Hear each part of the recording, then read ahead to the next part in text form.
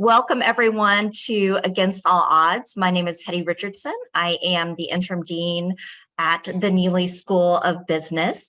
And I am sad that we are on Zoom today, but I am grateful that we have this technology so that we could have this event, even though weather has not been particularly cooperative with us in DFW recently. And I mean, this is a great event. We've been doing it now for, I don't know, it's a year and a half, 2 years, just a fantastic event. And I thought about what I was going to say today as I introduced this event. And I feel like I can't ignore the gorilla in the room, which is we've had some very powerful reminders recently as to exactly why inclusive excellence is so very, very important in society in general, but of course in business also. And so I feel like I have to acknowledge that. But of course, today the focus is on the positives, the great things that come from inclusive excellence. I just came from a luncheon with our panelists and a group of students, and one of the things that came up repeatedly in that luncheon was the importance of connections, of relationships, and how they enrich, right, your personal life, but they also enrich your career, they enrich your business. And that really is the foundation of what inclusive excellence is all about. And of course, it's easier to build those connections when we're all in the same room together. But again, so glad that we have the technology that let us keep going no matter what the weather throws at us. So I am going to hand over, thank you again, everyone, for being here. I'm going to hand over to the wonderful Ann Tasby. Those of you who are connected to TCU probably know her as Professor Ann Tasby, who teaches in the accounting department. Many of you know her as the director of our Office of Inclusive Excellence. But before she came to us at TCU in 2017, she had a very long career in the corporate world as an accountant, helping organizations with their diversity, equity, and inclusion efforts, and working all over the world. You know, and I realize we've never talked about it, Anne. I don't know what brought you to TCU, but I'm going to make a guess that it had something to do with a desire to really make a positive impact on the next generation of business owners, managers, leaders. And of course, you're doing that for us. At TCU, a big part of what Anne has been doing in the last year or so is basically leading our inclusive excellence strategy. And that entails recruiting and nurturing diverse talent, be it faculty, staff, but also in terms of students, and just really ensuring that we are leveraging diversity and inclusiveness to create culturally competent students who are able to go out and be successful business owners, but also I think to help us solve the big problems that the world is facing through business. And I think that is something that business can do. So I will hand it over now to Anne and let her introduce the wonderful panelists and our wonderful moderator that we are going to have today. Thank you. Well, thank you, Dean Richardson. I really appreciate having you here. The fact that you carved out time really demonstrates the importance of inclusive excellence to the Neely School of Business. Most of you might know Dean Richardson as our undergraduate dean. You may know her in her new role as our interim dean of the whole business school. I know her as a confidant, a counselor, a cheerleader. All around, she has been a champion for inclusive excellence from the very beginning. And so thank you, Dean Richardson, for being here and for kicking us off. I would be remiss if I didn't mention now President Pullen. Dean Pullen President Pullen led the Neely School of Business prior to his most recent appointment. I think 2 days ago is when it was effective as the president of the university.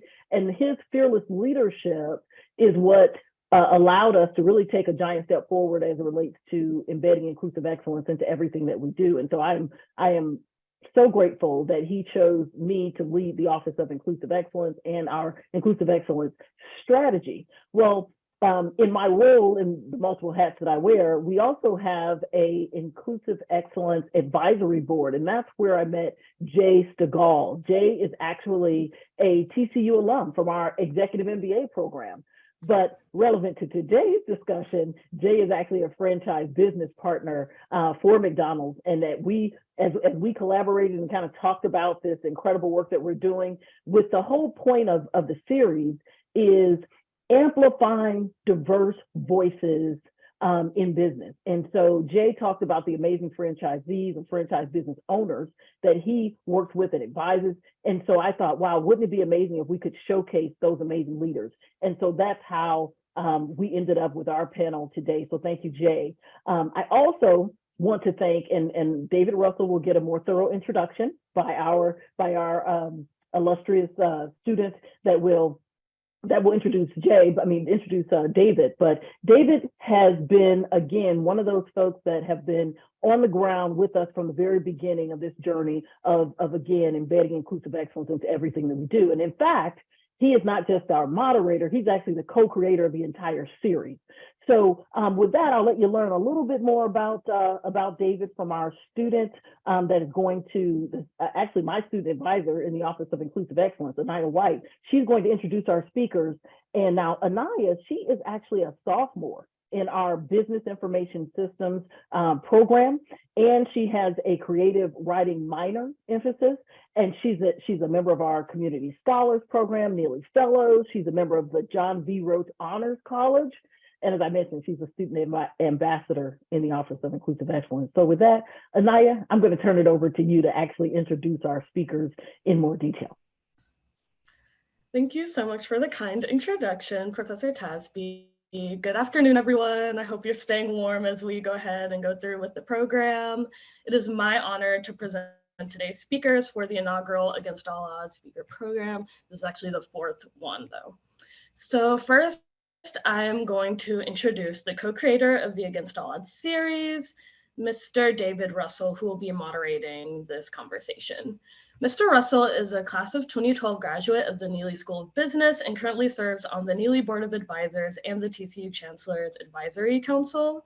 He currently serves as Managing Director and Head of Family Office Services at MGO Private Wealth and has over a decade of experience in private equity and private wealth management, advising Fortune 500 executives, entrepreneurs, endowments, foundations, and professionals in sports and entertainment. Please welcome Mr. David Russell. I will now introduce the panelists. So first we have Vera Ingram. So the Ingrams have been McDonald's franchise owners and operators for over 2 decades. They own and operate 15 restaurants in the DFW area. Mr. Ingram is a Tennessee native and graduated from the University of Tennessee with a Bachelor of Arts in Economics. But Mrs. Ingram, who is here today, is a Louisiana native who graduated from Southern University with a Bachelor of Science in Chemistry.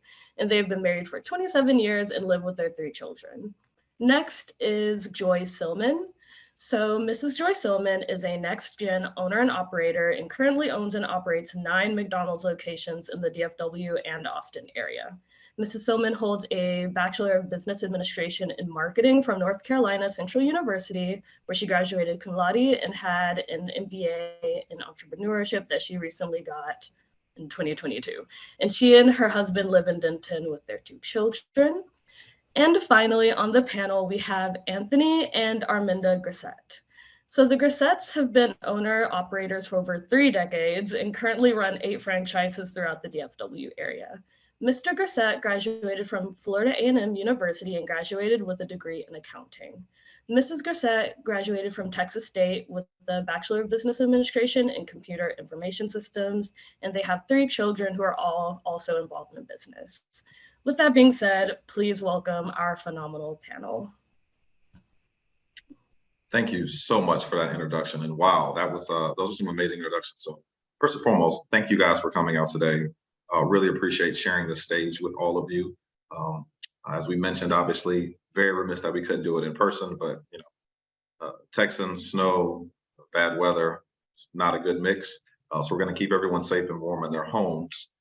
Fortunately, we'll get this conversation started. So, as I mentioned, I'm co-creator of the Against All Odds series, and the point of the series is talking about stories of grit and determination. So I'd love to start with you, Vera, and want everyone to kind of answer the question, but how do you define grit? Grit for me is a continued effort at some goal, a realistic goal that you set, a continued persistent effort to attain a particular goal that you set. And when, and also with that, when was the first time you determined that you had grit? That I determined that when I was a young girl that I had grit. Just getting my parents to let me do what I wanted to do took a lot of grit. I had to beg, please, borrow, whatever. I had some strict parents, so I developed that early. Very nice. What about you, Arminda? Yes, I too, at a young age, learned about grit, just based on balancing everything in school. And back then I was the only piano player in my church and played for like 5 choirs. And so maintaining, being on the AB honor roll and balancing extracurricular activities while fulfilling the commitment I had to my church, I learned grit a lot as a young child. What about you, Joy? I would say grit is composed of really 4 things: guts, resiliency, intensity, and tenacity. When it comes to having grit, you have to have determination, you have to have courage, and you have to be bold about what you believe in. Resiliency is really all about bouncing back. We know that anytime you're on a journey, right, you're going to experience pebbles, potholes, and speed bumps. And it's all about the bounce back and how you recover. Intensity is that drive and that focus and the passion that you need when having grit. And last but certainly not least, the tenacity, which is the perseverance, persistence, and resolution and commitment to follow through with what you believe in. Love that. And Anthony, last but not least, how do you define grit and when did you determine you had it?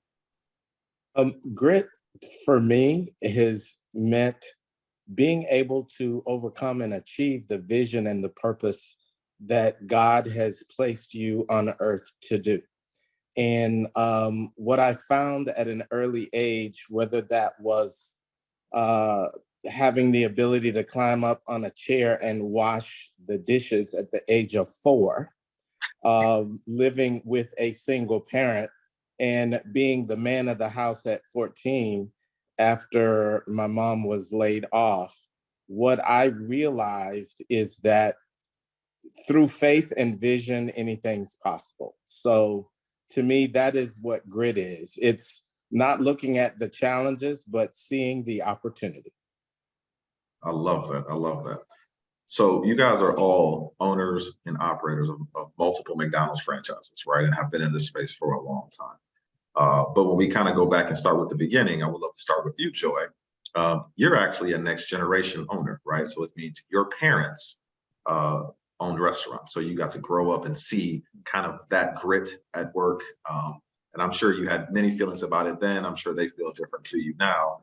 But would love if you could just speak to growing up and seeing your parents as operators.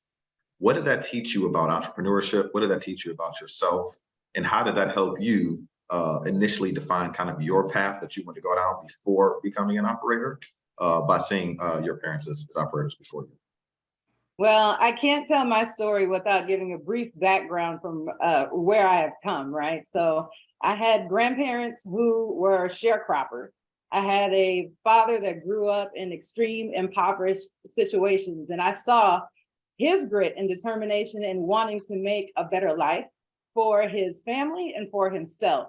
And so throughout that process, once my parents decided they were going to become owner-operators, I remember watching my mother put books that were very thick, hundreds of pages, on a cassette tape so that my father could listen to the training as he was leaving his 9 to 5 and then going to train in the McDonald's restaurant, sometimes 70 and 80 hours per week, in addition to his job. So when you have parents, really a mother who gave me roots and a father who gave me wings, you have no reason to have an excuse, right? So what I learned most is that excuses just won't do. You can't have excuses and results. You've got to choose both. And then, of course, you know, being a member of the Divine Nine, I learned myself that excuses are tools of incompetence built on monuments of nothingness, and those that use them will never succeed. So I learned that excuses are just that. It's just a bag of air. I learned you have to have grit and tenacity. You have to put your mind toward whatever it is you set your mind on, you can accomplish. And so that is what they taught me. That is how I created my own path. You know, of course, I came back to the McDonald's business, I would say maybe 25 years after my father was an owner operator. And so that was a challenge that McDonald's gave me, right? You're a next generation person at this point, not an owner operator, but what is going to set you apart from your father? He has laid this foundation. And so, I mean, quite actually, I just asked him, hey, let's take a look at the business. Let's find out where the biggest opportunity is. And I'll start there. And that is where I can determine where I have moved the needle for our organization. And then once that was accomplished, I then added on to that so that I could add value to our family organization. I love that. And I can only imagine being your kids with that response. Excuses and results can't mix. So that's good luck to them as next gen operators as well. Right, one of which is on right now. So he better be listening. So Vera, pivoting to you. So again, going back to kind of some of the earlier times and kind of getting into becoming an owner operator. One of the things that you and I discussed was you and your husband were aligned on entrepreneurship as a goal for your life individually before you both met. That's correct. That's correct. And we came from similar backgrounds. He is from Memphis. I'm from a small town in Louisiana called Bastrop, Louisiana. And we were both surrounded by African Americans that owned businesses. So it was a natural progression for us. It wasn't anything odd for me. Where I was raised, you went to high school, you got a diploma, you went to college, you got a diploma, you got a great job, the best one you could get, and you started a business. It was like, that's what you did. So it was just a natural progression for me. And I happened to meet a guy with a similar background. So when we started dating, we discussed what we both wanted in life. And he had already looked at possibly owning a Captain D's. I don't know if you remember those. Those were seafood restaurants, but they were popular a while back.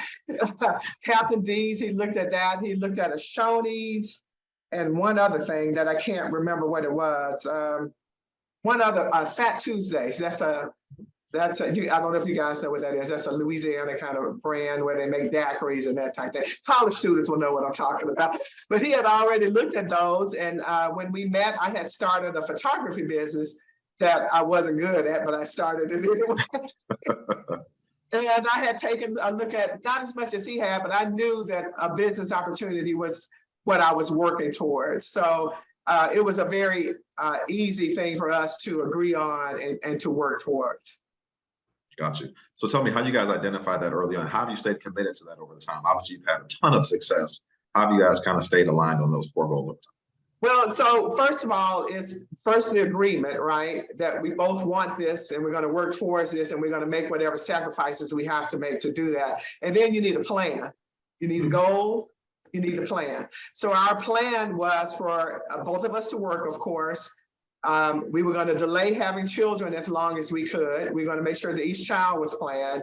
And then we were going to save as much money as we possibly could. So we set up our life that way. We lived off of one salary, the one that made the most at that time, which was me beginning, and then it flipped and it turned to be my husband making the most. So we would just, whichever salary was higher, we lived off that salary. We set up our life based on one salary, and we would just put the other checks in the bank. We wouldn't touch them at all. We would just put them away, knowing that at some point we were going to need a down payment on a business. We didn't necessarily know what business it was going to be at that time, but we knew that we would need a down payment and we knew that we would need a good credit rating, which I've discussed with you before. So we kept both of those things in mind. We kept our expenses very low. We didn't purchase many cars or anything like that. We were very conscious of what we spent. Gotcha. Thank you for that. And Anthony, you kind of spoke to it a little bit, but growing up and seeing your mom, who was in the food service industry, right, and was very successful at that. You spoke a little bit to her getting laid off, but can you speak a little bit to seeing your mom in that industry and thinking, this is something that I can do or want to do or want to be an entrepreneur in this space? Kind of how did that shape your desire to want to end up where you are now? Well, actually, it was a God orchestrated kind of event. The college at Edward Waters College in Jacksonville, Florida, my mother was the food service manager, and the college decided that it was not, the restaurant wasn't being as profitable, and it hired First Interstate Foods out of Chicago to be over the business. And she had to do food cost, and she didn't get it. So at 14, I helped her to run food costs and help run the business. So I would say that I am doing what I was born to do, given the circumstances that I was born into. Love that. Love that. So this is kind of a question for all you guys, but Arminda, I'll start with you. So as you all know, it's a hard process, right? When I think of the concept of owning not only several McDonald's as you all do, owning one McDonald's, I think it's a lot of money first. It's the first thing I think of, right? And I think it must take a lot of time and long process. So can you guys each speak to getting that first store? What was that process like, and what was the hardest part of that process? Arminda, we'll start with you. Yes, obtaining the first restaurant and understanding just financially what the obligations would be was first and foremost. Understanding people, because we are a people business. The machines do not run themselves. So ensuring that you have qualified and proper staffing is so important. Focusing on what we've trained to do and now executing that, the willingness of being an actual, not just a silent owner, but as an owner operator, you're actually executing that in the business, because having a single store, every ounce of funds is going into that first restaurant. And so managing the controllable expenses while saving was just so important to make that first restaurant a successful event or a successful business. Of course, I don't want to eliminate the most important is prayer, faith, leaning on experiences from other owner operators that have been in the field was all valuable in executing the first restaurant. Okay. Now, Vera, tell me a little bit about your first experience with that first restaurant. So the first, you said what was the hardest thing, right? Correct. Yeah. Tell me a little about what the process was. For me, the process was about 2 years, a little over 2 years, between 2 and 3 years from starting the process to finishing. I kept a job during the day, and this is for everybody. We would keep a job, and you would go to work at McDonald's for free at night and on the weekends and on your holidays and whatever else you could get in there to really learn that business from the bottom up. So that was hard, but the hardest part to me was once I finished the program. Actually, it was a little bit before I finished the program. We were offered a restaurant a little bit before I finished. And I was like a dog wagging my tail, like, yeah, I got a restaurant, I got an offer. And the guy that was my mentor, who some of you may know, was Roland Parrish at the time. He was in here, he's like, I don't think you're ready. I was like, what do you mean you don't think what are you talking about? What do you mean? I don't think. He gave me some reasons. And so the hardest part for me was actually saying no to that very first opportunity, because my mentor who I trusted said, I really think you have a little bit more to learn. And he was right. I did. I just didn't know what I didn't know at the time. So the hardest part was exercising a little more self-restraint when that goal was right there for me to get it. That was really hard. And then when we got the second offer, which was a different restaurant, it wasn't a good price, right? So then again, I said no to that one, and I offered them something back. I gave them a price back, and they said no. But it turns out about 6 to 7 months later, they came back with the same offer at a price that we could both agree on, and that's how I attained the first restaurant. Lovely. Now, Anthony, you and I had a conversation about your first restaurant and how difficult that was. Can you speak to how difficult that was, and also how long did it take you to actually get that restaurant where it needed to be? So it's hard to think back that far. It was over 30 years ago, and I was what I would call a tail wagging dog.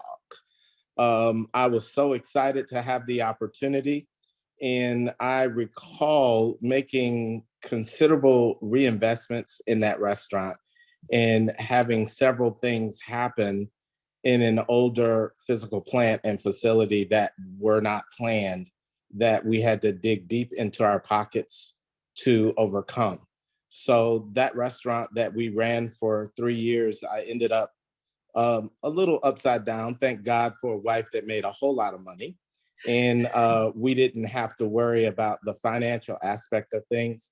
And then we had the opportunity to buy another restaurant in Arlington, our first restaurant, and it was projected to do a number that it was off by about $400,000. So grit means by whatever means necessary, you do what you must do to eat, to feed your family, and to serve the community that you serve. And so I would say that for us, we had a tremendous opportunity to overcome the situation and just continue to grind it out until we achieved the success that I knew that was available to achieve. And so you can't be afraid if something takes a little longer than you anticipate, as long as you're patient and focused and do what you must do to be successful. So have grit and a wife with a high-paying job. Thank you. Yes, sir. It works every day. I bet it does. And Joy, from your perspective, right, having seen this play out before, right, for most of your childhood, did you go into that first restaurant opportunity thinking, hey, this is easy. Hey, I kind of got this down. Give me some of your thoughts before going in and then saying, oh, this isn't like my dad's restaurant. So you're absolutely right. No need to be redundant. My story is the exact same from my parents' point of view. And so my father actually retired, what I believe was unexpectedly, due to no reasons, but in the middle of the pandemic. And so initially I was supposed to purchase one traditional restaurant and a Walmart. And it's already been said, but I don't think it can be said enough. It was nothing but the good Lord and the great partnerships with McDonald's and the bank, really, that had faith in me to then acquire the 5 that my father was retiring from at the time. And so, no, it was not a cakewalk because I was the operations girl and he kind of did the back office behind the scenes. And so even though I was familiar with that process, it's a whole different ballgame when you actually are doing it yourself. And so that application process then very quickly became a reality, taking whatever I had learned through tests and books and the training and now having to actually apply it. And so it was definitely no easy process. I did have good training. I had a phone that I could pick up at any time and ask, even though when I asked questions, he kind of threw it back to me. I kind of think that was his strategy. I was in the soup at that point. So I really needed to figure it out myself. But I think it's always a learning process, even now. Things come at us unexpectedly, and you have to learn how to dance on your feet, but be very smart financially. So no, it was not a cakewalk. Gets easier and better with time, but I think we're always learning. So with that, Joy, I want to follow up with you. So as I mentioned, the prospect of owning one restaurant, everyone on this call would be enamored to get. You all own several, right? And so a part of that is growth, right? And having spoken to all of you before, I know that a lot of that growth came with some difficulty. So Joy, want to start with you, but can you speak to what are some of the challenges been going from, like you said, planning on buying one, now you own 5, now you own 9 between Dallas and Austin. Can you just speak to, some of the lessons learned in that growth? For sure. When it comes to lessons learned, it's really all about looking back at what you could have done better, learning from those mistakes, and then applying them and moving forward, right? Lessons learned. You think that every time you get ready to take a breath and say, okay, I got this, another curveball comes. And then it's also learning the balancing act. I think, we kind of alluded to that earlier, but having to balance 2 different really patches in Dallas, Fort Worth, and in Austin, you really have to truly embrace teamwork. And so one of our slogans at my organization is teamwork makes the dream work, because none of us can do this alone, even if you try. So I think the biggest lesson learned for me is really delegation. Having a team that you believe in, that you have confidence in, and they have confidence in you, and being able to delegate the responsibilities for the people that were actually hired to do what they are supposed to do, right? If I'm expecting you to do a job, I want you to do it, because if I have to do it, then yeah, we may have to have another conversation. So empowering people to really do their jobs, I think, is the biggest lesson learned, because the larger you get, the more you have to really balance meetings, being in the restaurant, travel, all of the different things we have on our plate. So I would say that is my biggest lesson. Love that. What about you, Arminda? What was kind of the biggest challenge going from 1 to 2 and from 2 on? Understanding that you can't be at multiple places at the same time. And so setting the vision, make sure there's everyone is clear about and has clarity about the plan, understanding the metrics that we're seeing, and knowing when we may need to adjust for one restaurant that may not be meeting the metrics, not being afraid to just watch something change, but not adjust. If the metrics are telling us that we need to make a change, aggressively move towards that. And celebrating our people, like Joy stated, setting the vision, accountability, trust the metrics, and then act when change is needed. That's music to my ears as an accounting. Trust the numbers. I love to hear that. Vera, what about yourself? I agree with Amanda. The strategy that my husband and I used was strict budgeting. We didn't change our lifestyle for years. And as I told you earlier, we lived off of one salary. We continued to do that up until we had about 3 or 4 restaurants. We didn't change our lifestyle at all. We continued to live off his salary. He kept his job. I worked the restaurants until we just couldn't do it anymore. So we put our initial earnings into saving to purchase other restaurants. We put it into training and hiring people. It takes time for someone to get up to speed to be able to manage another location. So we put our funds towards that. And then we would keep a cushion for unexpected changes and expected changes, whether we needed to reinvest in the restaurant, whether we need, I remember in our second restaurant, we needed to add in an additional drive-through to that, a drive-through location. We thought that would speed it up and we would get some more sales from that. And that was correct. So for the first few years, we just concentrating on concentrated on hiring and training our people and invested in the restaurants, making investments that we thought would be financially beneficial to us. Love that. What about you, Anthony? You mentioned kind of that 1 to 2 was kind of hard. What happened past 2? Did it get easier? Kind of got the hang of it? No, it got more challenging. We went from 2 to 4. And that was like, well, Arminda knows what birthing a baby is like, but it was very painful. I will tell you that people and having exceptional people is the key to success in this business. And we have amazing people that just seem to find their way to where what their strengths and talents are the exact needs that we have. And we have no fear in putting them where they need to be to lead us to where we must be. The key is always people. The key is having a business partner who is amazing and supportive and will do whatever is needed to help ensure that you're successful.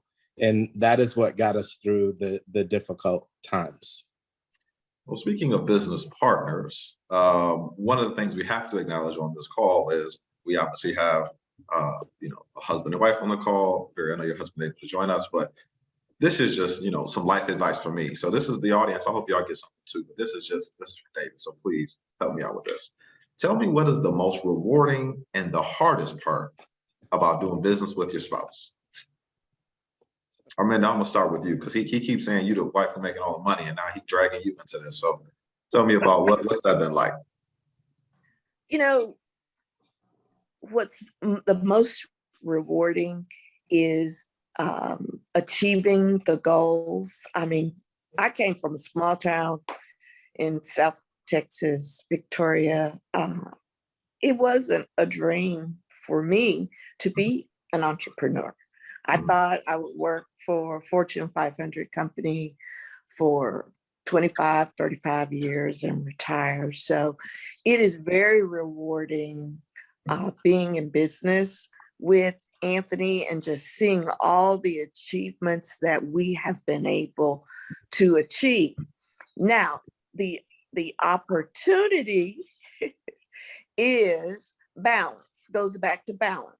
Because the business can be all encompassing. I remember when it took over our spare room and we were running out of room and needed another room.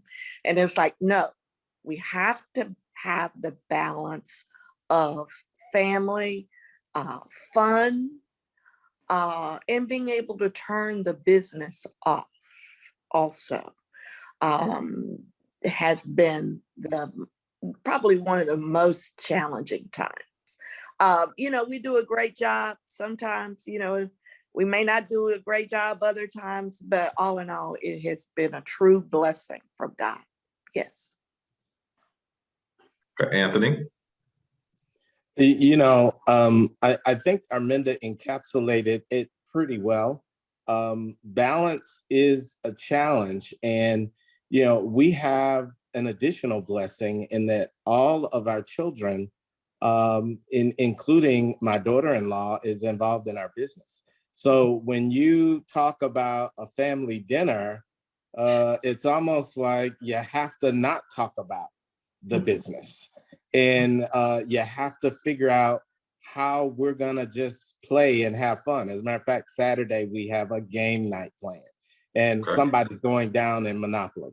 But, you just have to do whatever you can to stay committed to the business as well as your family, and understand that the most important thing is really not the business.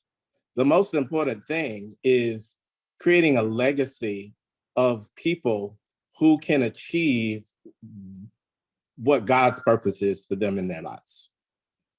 Love that. Now, what about you, Vera? What's been the challenging and the most rewarding thing? The most challenging. Okay, the most challenging, and I'm glad my husband's not here, so I can just say whatever I like. We won't tell him. I'm going to tell him. The most challenging thing, we generally can agree on what goal we want, right? The most challenging part is to trying to determine whose idea is the best. Whose idea is the best and who's going to be in charge of what. That's difficult. That starts a lot of arguments. So that's the most challenging thing. And we generally have been able to work it out, but it requires a lot of discussion.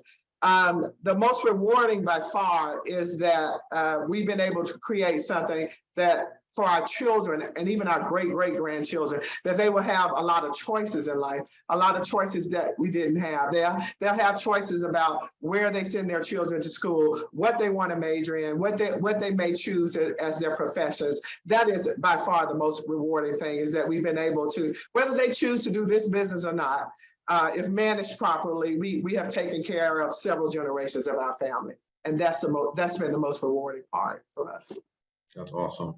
And Joy, I keep coming back to you because again, you grew up seeing the arguments of who ideas is the best and whatnot with your parents. So how does that translate to where you and your husband are at in terms of working together? So I'll say this, my husband is an amazing man and super supportive. He has not gone through the spousal program. However, he plays a large role in our organization. And I think for us, the key is just knowing what lane is yours and which one is mine and staying in those lanes, which has worked well, right? I'm operations and a majority of the day-to-day. He handles special projects and HR. So any of those things that fall in those categories, we know who is going to deal with what. And so together, it really makes for a dynamic partnership. Wonderful. Challenging, I won't beat a dead horse, it's balance. That's what it is. You know, he's an entrepreneur and he has his own business. He's also a pastor of a church here in Denton. And so it's just balance. We're always talking about the business, no matter what aspect of our life it involves. So one of the things, and Joy, I'm happy to follow up with you on this, is so all of you have children, right? And some of you have mentioned children, you know, working in the business. Joy, I know for you, when your dad had your business, you started at 11 years old. How important is it for you to involve, each of you, to involve your children in the business? And is the goal involving in the business to be able to take over, or is it just for them to be able to understand, you know, here's a part of our legacy and take whatever this hard work, grit, and apply it to whatever you want in life? But curious how you guys think about that. So I'll say I absolutely positively was not pressured into being involved in the business on any level. If I was going to come and work, it was my idea. And so it would be unfair of me to place any other expectation on my children. Now, what I do think is key is exposure.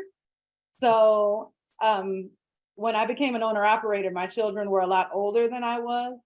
So I have a college student, a sophomore in college at Penn State University, and I have a sophomore in high school, both of which have been exposed. My younger son has worked day to day in the operations of the business. My older son has done the same, but he had more of a corporate internship this past summer. And so I then leave that choice up to them. They both are on very different paths so far, but so was I. So, hey, I'm gonna keep hope alive. I'm gonna jump in after Joy. We try not to pressure our kids into doing it because this needs to be a choice. We do, however, push business ownership, but we aren't necessarily pushing that it has to be McDonald's. Now, it is certainly our hope that they will choose that. And I think our oldest boy has worked with us and continues to help us out when needed.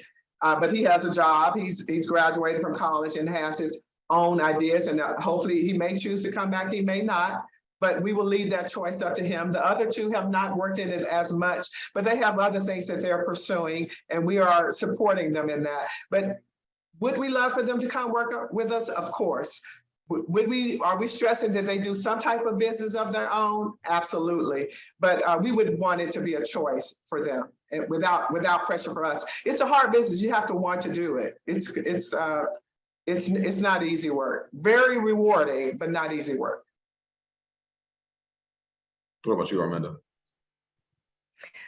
You know, all of our children have worked in the business in various positions. And so the exposure has been, I feel, very rewarding for them.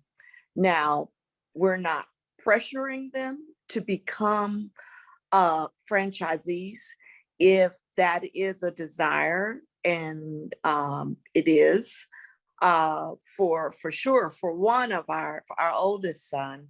Then we're here to work with him and to work with any of them. But what's most important is for them to obtain the goals and desires that they have. Anthony, I'm guessing you're gonna stick with that answer as well, right? Happy Well, wife, I happy couldn't life. agree more. The most important thing I think that any parent can provide to their children is their ability to find their gifts and utilize those gifts aligned with their passion to find their purpose. And we have the opportunity to do that with our family. And whether they choose to do McDonald's is completely up to them. They have gifts, they have passion. And when they align those with their purpose, that is what life is all about. And that is what I want to be able to provide to not only my children, but to my grandchildren as well. Okay, love that. So speaking of passion, and obviously you guys are all McDonald's franchise owners, and there's a similarity of experience as it relates to entrepreneurship, passion, grit, all these things. I'm curious, right? Taking a step back, what made you guys all decide to pursue entrepreneurship specifically with McDonald's, right? Vera, you spoke to, there was a number of different opportunities your husband was looking at prior to. Why McDonald's? Why them? Well, first off, we had to narrow it down to why a franchise, right? First, you have to decide, am I going to do something that I have a talent for doing? Do I have some great idea or some great invention? We didn't have any of that. So that took care of that. So we kind of realized, franchises, they already have a brand. They typically have a training system. They have a product. They have some sales history. So you know what to pay for it. So choosing a franchise was easy for us. Now, remember, I told you that both of us came from backgrounds where entrepreneurship was almost expected. It was a normal thing. Well, I'm the youngest of 6, and I have an older brother, same background, so he's thinking the same thing. He is 16 years older than I am, and he had started to pursue McDonald's, and he was a loan officer, and he would give loans to various franchises. And he, at the time, which was about 30 years ago, he noticed that McDonald's was of the ones that he loaned to, McDonald's was by far the best. And again, I'm in college when all of this is going on. So I'm thinking along, and Tyrus had looked at these other franchises, and my brother was encouraging me. We were actually going towards Wendy's, to be honest. We kind of went through their process because financially they were a lot cheaper. That was basically our reasoning. But my brother said, I think in the long run, McDonald's will be better. He gave me the reasons, and he was correct. But it just took us a little while longer to save the additional money that McDonald's required. So we chose McDonald's because they have a proven brand. They've been around, they're a proven brand. They have everything we needed already: marketing, support training, other owner operators that we could speak with, and great locations. So that was our reason for choosing McDonald's. Makes sense. What about you, Anthony?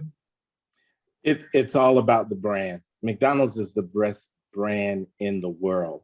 And when you looked at McDonald's at the time that we entered to the system, it was always in Black enterprise, Jet Magazine, the executives, the leadership of the company.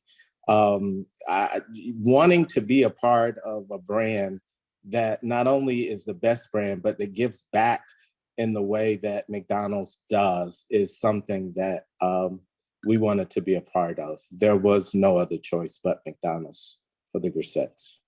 Okay. And Joy, what about you? Because you got out of school, had a different path, more marketing, entertainment space, et cetera, and had several businesses prior to pursuing this one. tell me what made you decide to stick with this brand or go instead of going to another option. So obviously the foundation was laid, but I still had a choice, right? And so much like Anthony said, growing up, I was always taught to be the best at whatever I did.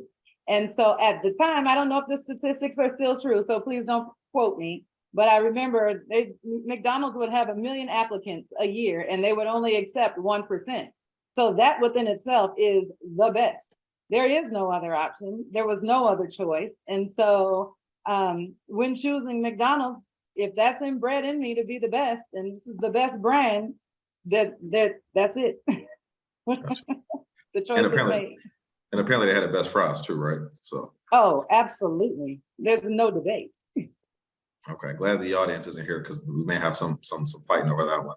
Arminda, one thing I would love to ask you is sure why the brand as well, but also, as I was been mentioned, you had a not only a long career, but a very successful career, lucratively. And so for you, you went through the training yourself, became licensed as your own owner operator. Can you talk a little bit about one, why you decided to leave your already successful career to pivot to owner operating, and why to pursue it on your own rather than just say, hey, my husband owns a bus, let me just join him. Why did you choose that path for yourself?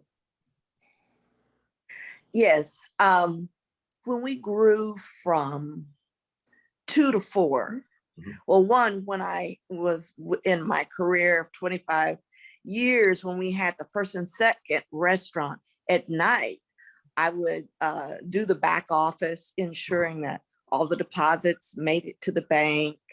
And so and I would always go through the drive-through on the way to work. And I only saw such a small percentage of the employees that actually worked for me. You know, I would hear the person at the speaker, and then I would just see the person that was the cashier and the person that would present the food.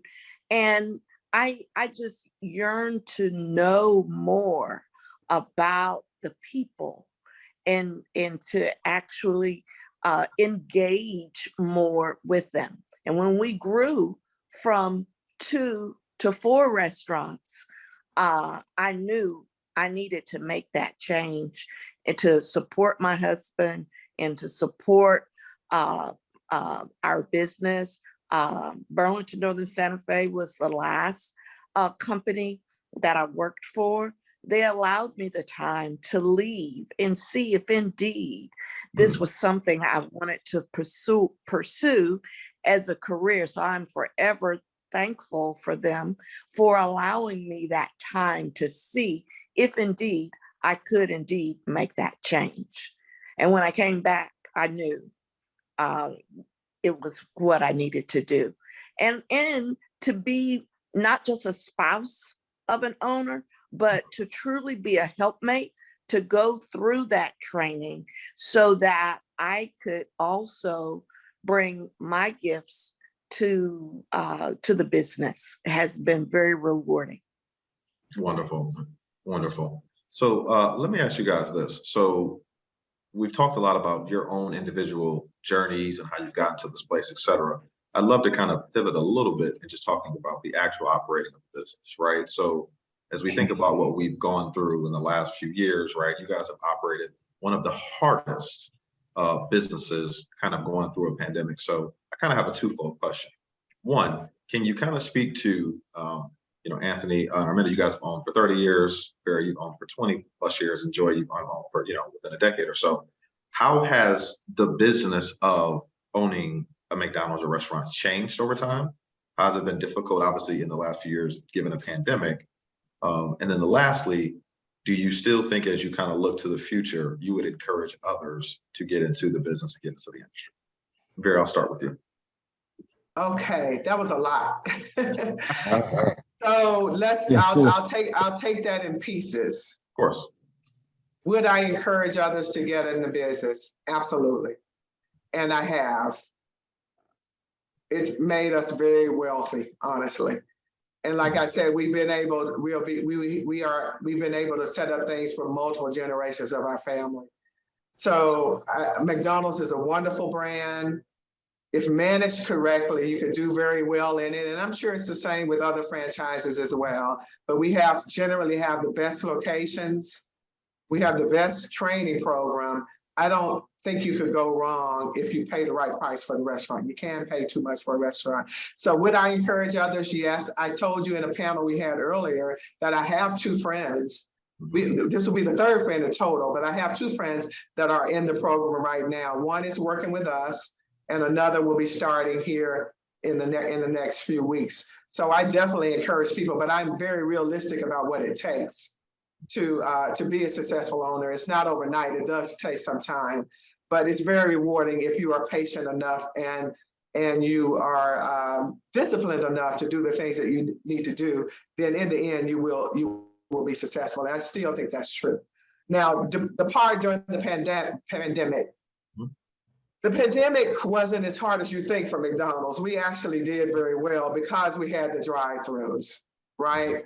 So it was a little frightening because, we didn't want to expose our employees, ourselves, our families in certain cases. So we were very careful. We closed down the dining rooms and we just did the drive-thru only. And then we did a lot of training on wearing masks, sanitation, and that type thing. So business was okay for us during the pandemic. It was just a lot of worry about our family and our employees. We wanted everyone to be healthy.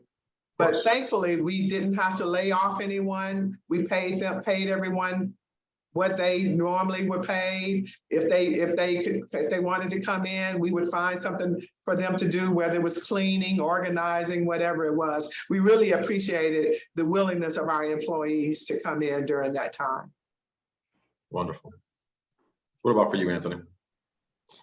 The pandemic did something amazing to me in that I had a couple of the leaders of my company to tell me that, hey, we want you to stay home. We want you, if something happens to us, to be able to step in and make sure that things move forward. That had never happened to me before. One of the things about being an owner operator is you are very hands-on. You are very involved. And what the pandemic did for me personally is it helped me to see and understand the power of committed people and how they can take a brand like McDonald's, who had a drive-through, who had mobile order pay, and we could just thrive and be successful, and to see our people be so excited. What it also did is it classified McDonald's staff as essential workers. Now, I'm telling you, that gave our people a sense of pride that the pictures that our people posted going through this snow, to be so proud to be at McDonald's when no other restaurants were open, to serve their guests. Only a brand like McDonald's could do that. So has the business changed? Absolutely. It has changed incredibly in the 30 years. And we must learn as we age that time will make us change, and we have to change as time changes.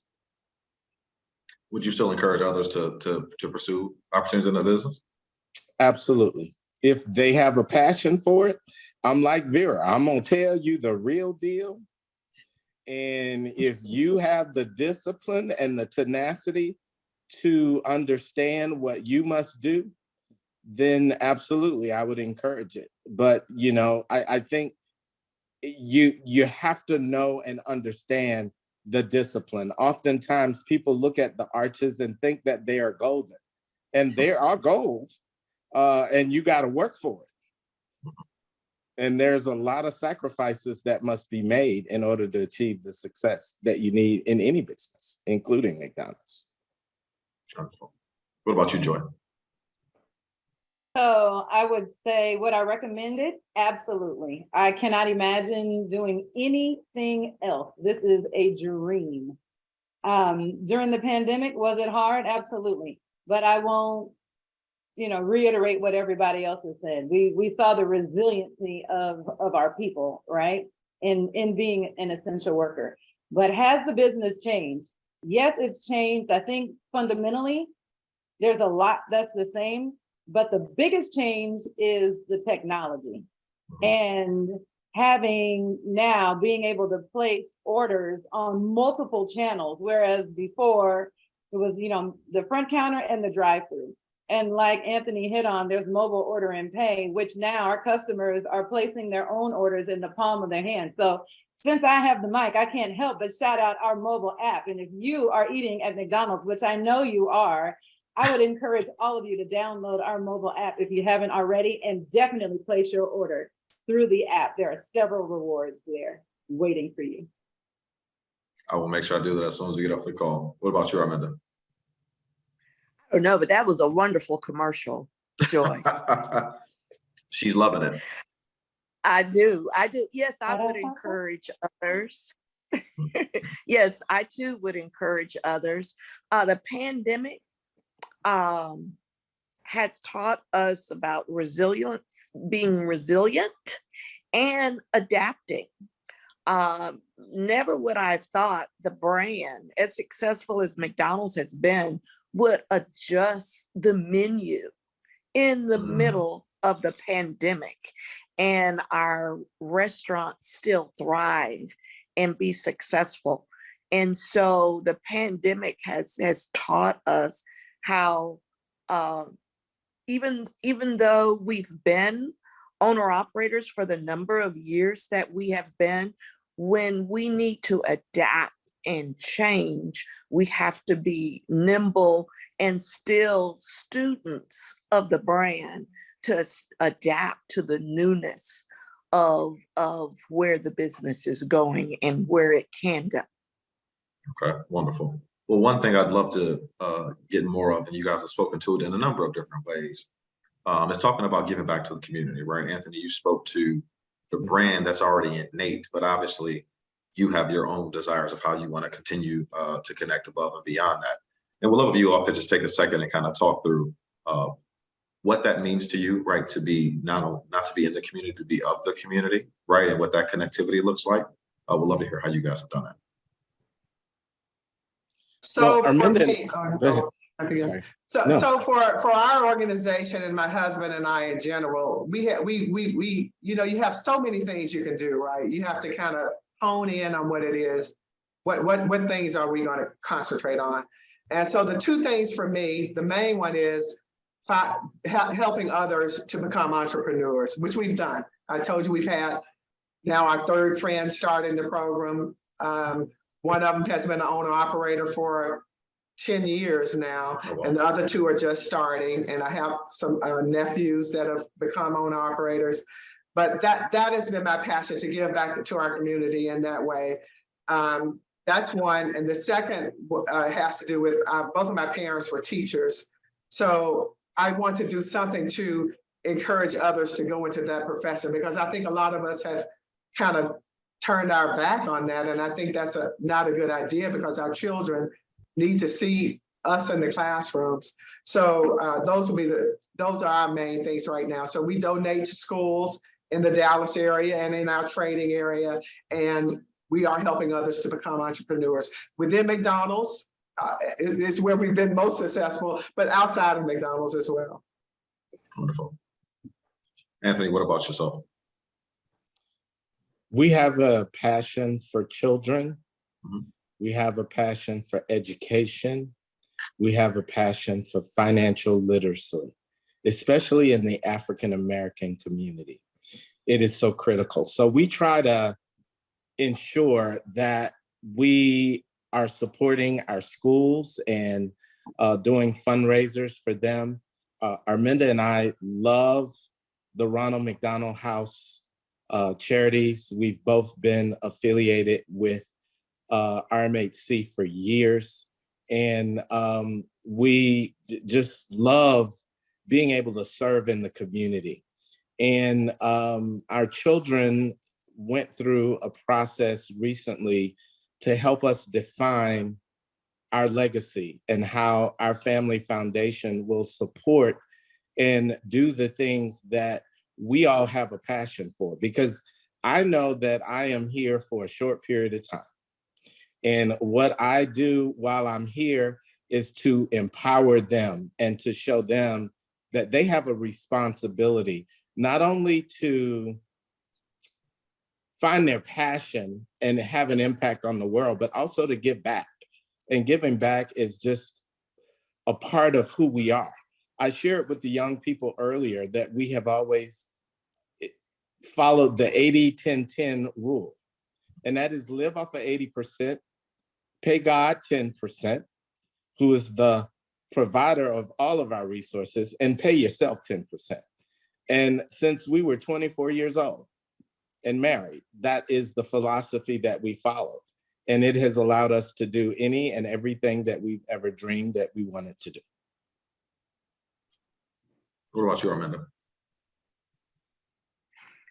Well, Anthony kind of spoke for both of us. The only thing that I would add is, it doesn't have to be something large, just giving back even in a small way, whether it's reading with a child, having a fundraiser in the restaurant that supports a local school. I mean, giving back on a grand scale as well as a smaller scale has always been important for both of us. And so knowing and finding opportunities to give back to the communities, especially the communities where our restaurants are located, but being open to even giving back to community where we don't have restaurants. It's just always been very important to us. Makes sense. What about you, Joy? What does impact look like to you? I would say my experience is very similar. We partner with some of the first responders, fire and police in our area. We do a lot of surprise and delight, just thanking them for the service and what they do. We partner with area churches to support those who are in a season of being less fortunate.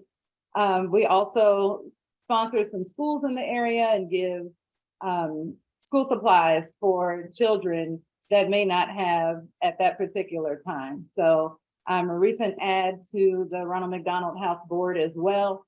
We have always our organization has always supported the Ronald McDonald House, and even as owner operators, we all give back to the Ronald McDonald House and support the awesome job that they're doing. That's just a part of being a franchisee. And so we support all houses across the nation. And so those are just a few ways that we all give back to the community. I love that. So let me ask you this, as we're starting to get closer to time, I would love to understand, you guys have all been very successful in doing this for a long time. Kind of what's next for you as you look to kind of the future? Is it to own more restaurants? Is it to diversify outside of? Just curious how you guys all think about where you sit today and how do you continue that spirit of entrepreneurship? For us, we're looking at, without going into too much detail, McDonald's they have some pretty strict rules about owning other franchises. So you have to be a passive owner in any other businesses that you may have. And we have pursued that on some other businesses that we're passive owners in. And we will continue that. But McDonald's will be our main thing until we're ready to retire, or hopefully one of our children wants to step in, if not all. Okay. We won't tell McDonald's you're pursuing the things. Okay, we'll keep that here. What about you, Arminda? Diversification is important. McDonald's does have guidelines, and so staying within those guidelines and diversifying is important. Like I say, with having our children in the business, we're kind of at that part of a phase of ownership where we're looking at all possibilities. If it's growth, it has to be the right type of growth. Working with our children as well as the diversified businesses is just kind of where we are in that phase of ownership now. What about you, Joy? I would say, I don't take growth, restaurant growth for granted. So if my business partner in McDonald's and the good Lord say so, that's what I'll do. I have ketchup in my veins through and through. It's a very cliche statement that we say here in McDonald's. So I'm really just getting started and I'm here to stay. As far as other endeavors, I would love to, speaking of giving back to the community, I would love to partner with some educational institutions and teach others how to do what I have been so fortunate and blessed to do through higher education. But outside of that, and maybe legacy of children, this is it for me. You've all mentioned schools, by the way. I know of a pretty good school in Fort Worth that you guys should probably get involved with, but we'll speak to that later. What about you, Anthony? What does continue your spirit of entrepreneurship look like? Service, education, giving back, empowerment. Our people that are part of Grissett Enterprises, they are our ministry. That's how we give back. We try and ensure that we teach financial literacy. We have provided 401ks for our people for about 15 years, and we want to make sure that they understand the importance of saving money. We want to make sure they understand how to be the best. And one of the things about McDonald's that I've learned a lot about is not only is McDonald's one of the most recognizable brands in the world, McDonald's is an amazing real estate company. Can you speak to that a little bit? You must learn from the best and execute what the best executes. Enough said. I guess I got to pick up that training manual and start learning some things. Well, thank you guys so much for that. Kind of get down to some of our last questions. So what I would love is we all kind of had this conversation individually, but would love if, and I'll start with you, Vera, if you could give your top 3 takeaways that you want folks in the audience, particularly students, right, who are listening to you guys, hearing of the success, hearing of all the hard work it takes, et cetera. What are kind of the 3 takeaways you want for everyone to take from this call from you? Okay, the top 3 takeaways, and I'm talking to young people now, students. It would be, first, really think about how you spend your time, right? It's 3 things. It's time, people, and finances. So really think about how you spend your time. You only have 24 hours in a day. Make sure that you're being efficient and make sure that whatever time, you spend as much time as you can working on things that are helping you to achieve whatever goal, whatever that may be, whether it's entrepreneurship, a doctorate, whatever it may be. Make sure that the majority of your time is spent pursuing that and not just frittering away on the internet or playing games or whatever it is. So time is very important. People, be careful of who you surround yourself with. Be very careful. Make sure that they are on the same path as you, that they have your best interest in mind, especially when it comes to choosing a partner. Be very careful with that. So that's very important. And then finances. Don't go into a lot of debt. Keep your debt as low as you can, because you're going to need money and great credit scores to do anything you may want to do, even if that's getting and maintaining a job for a long time. So those would be my three things: people, time, and finances. Thank you. What about you, Arminda? Yes, hi. I guess mine are the same, very similar to Vera's. For those that are wanting to start in being an entrepreneur, don't underestimate the time and the friendships and the mentorships that can be gained if you're working for a company at the beginning, at the start of your career, because that mentorship that you will establish will be very valuable for you when you become an entrepreneur. It's never too early to save your money. And so the 80-10-10 rule really does work. And you really will adapt and adjust to that because you're saving for your future. And then, the time and how you spend your time, study various franchises, get to know people that are currently executing the franchises at a high level. Will be great and be very rewarding for when your franchise starts. Wonderful. What about you, Joy? I would say first and foremost, put God first and allow him to direct your path. I cannot stress that enough. Even as a young person, put God first, no matter what. And then I believe nothing is impossible. Where there's a will, there's a way. I don't care what your dreams are, you can achieve them. Even if they seem insurmountable, you can still achieve them. I would also say have the confidence to be yourself. I think Dr. Seuss said it best. Why fit in when you were born to stand out? Do not imitate what anybody else is doing. Be yourself. Everybody else is taken. You said 3, but I got to throw a bonus in there. Pursue your passion and your purpose will follow. It's a fact. I'm living it. It's the truth. That's it. Mic drop. Sorry to have to make you go after that, Anthony, but it's hard. I'll let you give a fourth one too. I agree with everything that everyone has said. I would also say, in putting God first, understand the relationships and the people that God puts in your life. Arminda talked about the money that we had saved for me to go to graduate school. That dream started because of my buddy in college that had a 4.0, became a J&J fellow at Wharton. So I wanted to be like him. So I saved the money to do that. Then I was in a carpool with a gentleman who was my financial planner, who helped us to execute the financial plan that we had.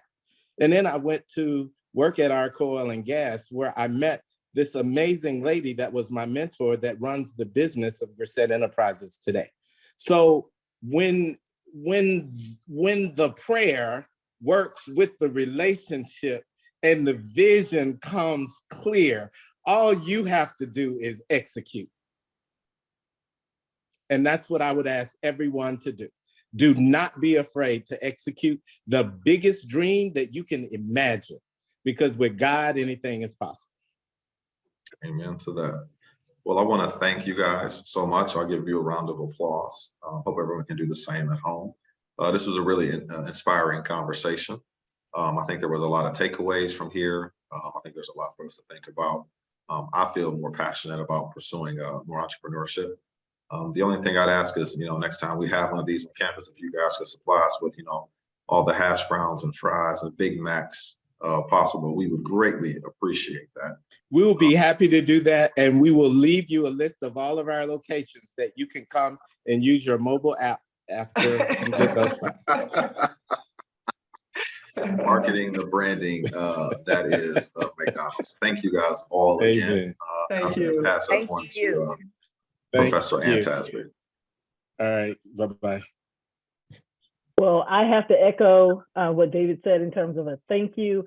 I mean, thank you so much. We recognize that you are running multi-million-dollar businesses and you carved out the time to come and share with our students today. So we just want to thank you individually. Vera, thank you. Joy, thank you.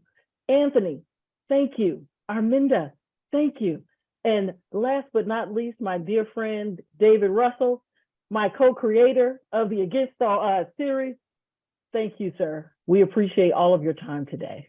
And with that, I've gotten a number of calls, and emails and texts during the series, and I want to make sure that I address the questions that are coming through. So first, what I want to do is address the fact that I'm going to share my screen here to address the fact of what is this series all about and how can we add value? And so I want to point out that the Against All Odds series and sponsorship associated with the series helps us to create access initiatives for our students. So we provide them with business attire to students in need. We provide professional, custom-made business attire.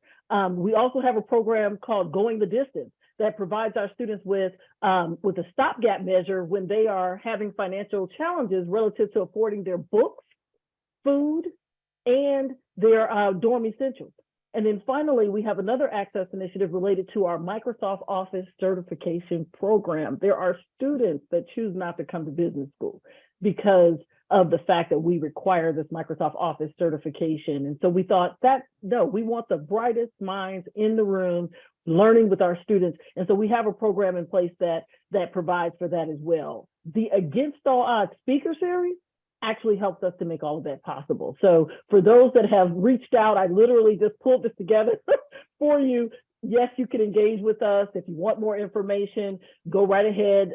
You can always call, email, or you can use this QR code to let us know how you want to engage with us going forward. And now next steps are, we are delighted to continue our Black History Month, or our next focus is going to be, from an Against All Odds standpoint, April 4th. Go ahead and mark your calendars because we're going to be featuring none other than Cheryl Atkins Green. She sits on our board of trustees. She is the Chief Experience Officer at Mary Kay Cosmetics. We are delighted that she's carving out time to be with us for our next series again, April 4th, 5:30 to 6:30, a little change up in time. Go ahead and mark your calendars for that. And then for our Black History Month celebration, we are wrapping it up by featuring our none other than Cent Marshall, the CEO of the Dallas Mavs. She's going to be here on campus with us, helping us to celebrate as part of our Tandy Executive Speaker Series. I'm told that there are a few seats left. So if you go online, go ahead and register for that. And because you're here, we're going to send you a special invitation for our next Against All Odds series, April 4th. So we'll make sure we take care of you there. As soon as those applications open, as soon as those RSVPs open, we'll make sure that you get first shot at RSVPing for that, because that will be in person. And so it will be a really, really great experience. So again, thank you everyone for taking the time to join us today. Have an outstanding day and go Frog.